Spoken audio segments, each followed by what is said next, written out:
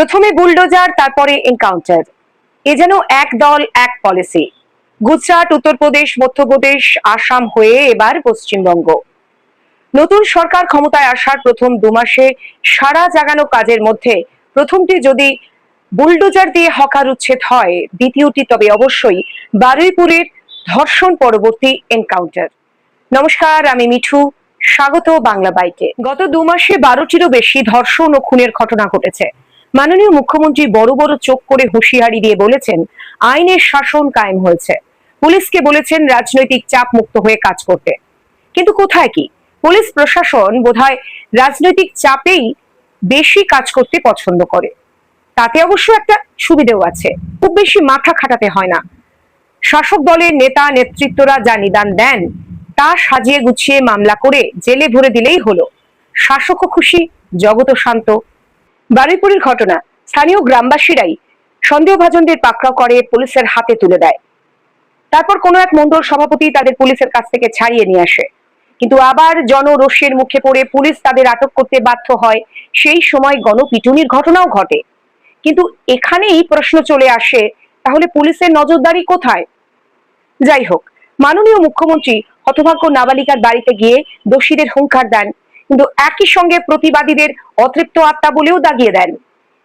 যদিও বিজেপির শীর্ষ নেতৃত্বের কাছে স্থানীয় বিজেপির মণ্ডল নেতা এবং গণপিটুনিতে নিহত ব্যক্তিদের নিয়ে কোনো কথা বলতেই শোনা যায়নি।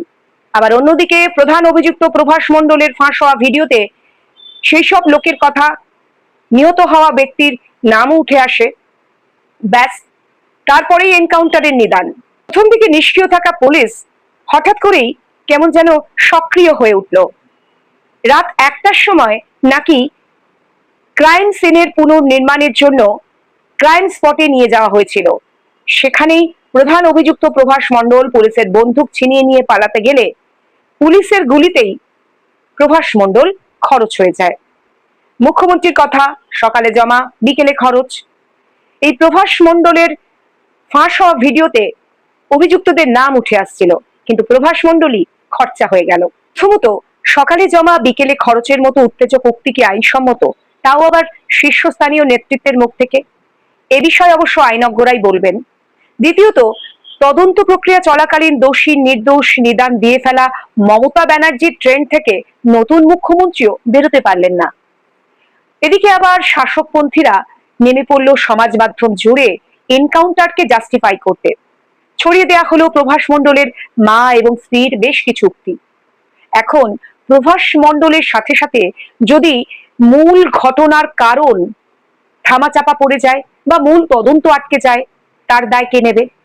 এমনিতেই স্বাভাবিকভাবে এরকম নিকৃষ্ট ঘটনায় যারা জড়িত থাকে তাদের প্রতি ঘৃণাই আসে, আক্রোশই আসে এবং স্বাভাবিকভাবে মেরে ফেলার একটা ইচ্ছেও জাগে সাধারণের মনে এবং পরিবারের মধ্যে। কিন্তু এটা কি আইনসম্মত বলা যায়? এখন প্রভাস মণ্ডলের এনকাউন্টারে মৃত্যু শাসক এবং শাসক সমর্থকের কাছে যদি অন্যায় না হয়, তাহলে ইন্দ্রজিৎ মণ্ডলের গণপিটুনিও অন্যায় নয়, বেআইনি নয়। এই সবের মধ্যে জানা গেল না, সামনে এলো না প্রকৃত দোষীকে এবং মূল ঘটনা কি হয়েছিল।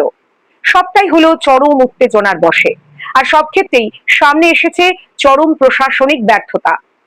ধর্ষণ হলো মানে ধর্ষকদের মনে প্রশাসনের ভয় নেই।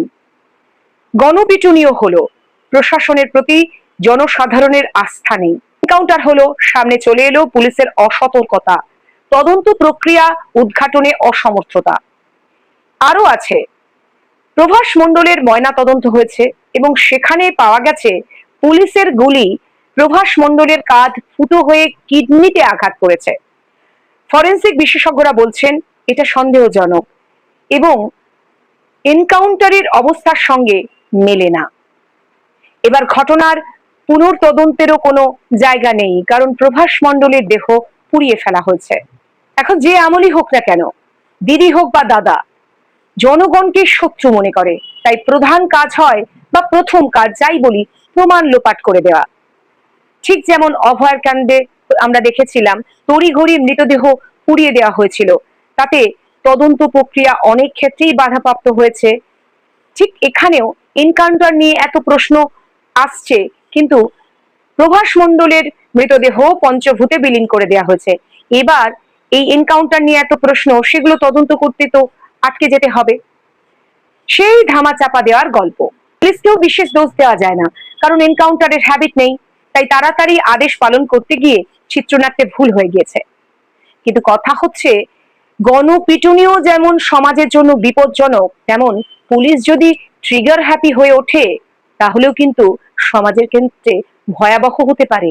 ইউপি, এমপি, বিহারের প্রসঙ্গ টেনে বিজেপি সরকার যতই উন্নতির ঢাক বাজাক না কেন, মূল পরিস্থিতি কিন্তু বেশ আলাদা। দিল্লির মুখ্যমন্ত্রী কেজরিওয়ালকে মিথ্যে মামলায় যদি দিনের পর দিন জেলখানায় আটকে রাখা যায়, তাহলে সাধারণ মানুষকে মিথ্যে মামলায় ফাঁসিয়ে আটকে রাখা কি খুব কঠিন কাজ? এই প্রসঙ্গে জলি এলএলবি টুর চিত্রনাট্যের কথা মনে পড়ে গেল, যেখানে শুধুমাত্র নামের বানানের পরিবর্তন করিয়ে একজন নিরপরাধ মানুষের এনকাউন্টার মানে হত্যা করা হয় এবং পরিবর্তে একজন জঙ্গিকে বাঁচানো হয়। যারা কিনা এই এনকাউন্টার নিয়ে নেট দুনিয়া তোলপাড় করছেন, তারা হাথরাস কাণ্ডের কুলদীপ সিং, আশারাম বাপু, রাম রহিমকে ভুলে যাননি নিশ্চয়ই। মানে অপরাধী প্রভাবশালী হলেই ডোন্ট ওয়ারি, প্রভাবহীন হলেই এনকাউন্টারে মারি। আর এই এনকাউন্টার, গণপিটুনি, এরই মাঝে পড়ে সেই ছোট্ট মেয়েটির যন্ত্রণা কোথাও যেন চাপা পড়ে যাচ্ছে। আইনের শাসন মানে ঘটনা ঘটার পর এনকাউন্টার নয়, আইনের শাসন মানে সজাগ প্রশাসন। বড় বড় চোখ করে, বডি ল্যাঙ্গুয়েজ দিয়ে আইনের শাসন কায়েম করা যায় কি? সকালে গ্রেফতার, বিকেলে খরচা, এটা যদি মেনে নিতে হয়, তাহলে এক্সিস্টিং ক্রিমিনাল আইনটিকে অস্বীকার করতে হয়, কারণ দুটোর একসঙ্গে সহাবস্থান সম্ভব নয়। এই প্রসঙ্গে আপনারা কি ভাবছেন অবশ্যই জানান কমেন্টের মাধ্যমে। শুধুমাত্র যুক্তি নির্ভর তথ্যভিত্তিক এই উপস্থাপনা। পাশে চাই আপনাদের। বাংলা বাইটের সঙ্গে থাকার অনুরোধ রইল। দেখা হবে পরবর্তী পর্যায়ে। নমস্কার।